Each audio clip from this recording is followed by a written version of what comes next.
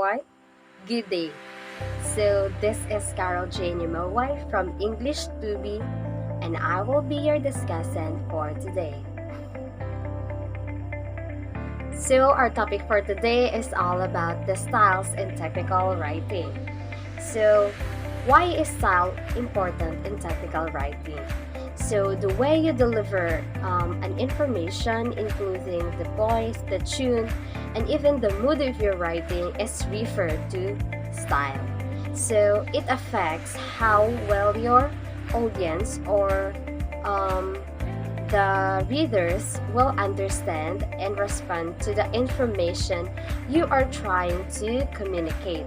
So since writing style affects how your reader responds, so you have to be aware of this and of course to use it properly in order for you to achieve your purposes or your goals in writing. So some styles in technical writing includes being accurate in wording and of course using the active voice. So first, let's tackle about being accurate in wording. So a good technical writing also demands accuracy in phrasing. So accuracy often demands more words and not fewer. So we have to be reminded of this. So next, technical professionals place their reputations and financial futures in the line with every document that goes out the door. This means that in writing, it is important to consider accuracy, wherein it refers to how you, the writer, use the language system, which includes the use of grammar, pronunciation, vocabulary, and even the spelling. Main rule is to never sacrifice clarity for conciseness. So careful writing helps to limit liability that your organization may incur. So your goal is very simple. Make sure words convey the meaning you intend, no more, no less. So this means that in writing, besides conciseness, we also have to consider clarity, which also means clear, because we all know that a clear statement helps a lot, not just in the content of your writing, but also to your readers to be able to understand easily and to be able to get what your point is. So your writing must be simple but clear and concise. So the guideline 1, distinguish facts from opinions. So we all know how important facts in our writing. So it refers to the statement or the data or information that are proven true by the experts, while opinions are just a perspective or a view of someone. So it cannot be proven true. This guideline means that you must identify opinions and judgments as such by using phrases like we recommend, we believe, we suggest, or in our opinion. So, example, in our opinion, spread footings would be an acceptable foundation for the building you plan at the site. Next, we have the guideline 2. Include obvious qualifying statements when needed.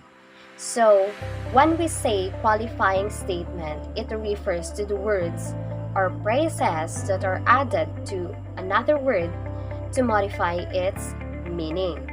So, in our writing, we must also include those obvious qualifying statements. So, this guideline does not mean that you must be overly defensive in every part of the report, but it means that you must be wary of the possible misinterpretations. So, in your writing, you must also consider those words that are appropriate to your writing and to eliminate those words that could lead to some misinterpretation to the readers. So for example, our summary of soil conditions is based only on information obtained during a brief visit to the site.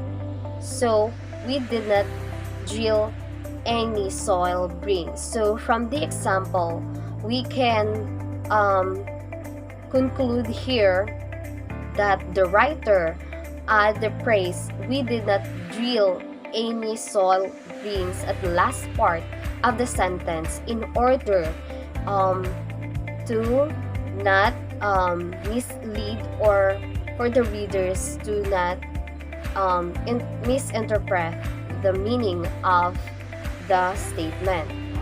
Next, we have the guideline 3. Use absolute words carefully. So, avoid words that convey an absolute meaning or that convey a stronger meaning that you intend. So, use absolute words carefully means that you have to use those words that have only the same meaning with the word you are using. So, what do active voice mean? So, active voice sentences emphasize the person or a thing performing the action, that is somebody or something does something. So, for example, Matt completed the field study yesterday. So, from the example, we can conclude that the writer used the active voice sentences wherein he or she emphasizes the person, which is Matt. So we have here a list of examples of the active voice sentences. So first, we reviewed aerial photographs in our initial assessment of possible fault activity at the site. Next, the study revealed that 3 underground storage tanks had leaked unleaded gasoline into the soil. Third, we recommend that you use a minimum concrete thickness of 6 for residential subdivision streets. So, as you have noticed, the 3 examples here emphasizes the person performing the action.